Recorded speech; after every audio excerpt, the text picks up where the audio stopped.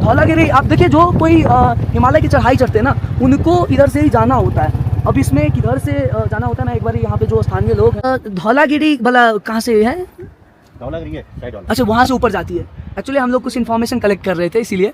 अच्छा, और ये नीलगिरी पर्वत ये अच्छा एक ओके 8167 मीटर जो ऊपर है वो यही है। अच्छा, और यहाँ पर हमने एक गांव टुकुचे गांव देखा। यही है टुकुचे गांव। अच्छा अच्छा, तो इस गांव का क्या खासियत है? इस गांव के बारे में मुझे थोड़ा बताते आप। यहाँ ज्यादातर होता है सेब। सेब की खेती यहाँ पर बहुत ज्यादा है। और सेब की शराब भी बनती है? शराबी ब्रांडी बनती है। ब्रांडी ना, ओके। और उसका सुकुटी बोलते हैं, जो उसको सुखा करके। ओके, हाँ हाँ, मैंने देखा कई जगहों पे। वो भी बनता ओके, और ये गांव 500 साल पुराना है सही में? हाँ वो तो है। ओके, काली गंडकी के किनारे ये गांव। इस गांव का बहुत ज्यादा नजदीक एकदम, वो क्या बोलते हैं, दोस्ती मित्र जापान है। अच्छा, इस गांव का?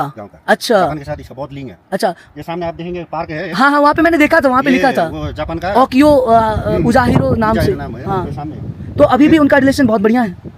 वो तो गुजर गए, पर उनका जो वो हड्डी, वो क्या बोलते हैं, हाँ हाँ, सब लेकर यहाँ समाधि जो था उनका शरीर का, वो वहीं पे, वो यहाँ पर रखा है। अच्छा, वो जापान का बहुत बड़ा आदमी था। अच्छा, एकदम माना हुआ है। अच्छा, उसके साथ यहाँ के लोग ज्यादा लिंक है। अच्छा, इसलिए यहाँ के लोग ज्यादातर वही तो जापान यहाँ से कितना दूर होगा? यहाँ से तो बहुत दूर है ना? तो फिर वो यहाँ पे कुछ रहस्य होगा या फिर उनका कुछ रिलेशन यहाँ पर रहा होगा, है ना? कुछ तो ऐतिहासिक रहस्य रहा होगा।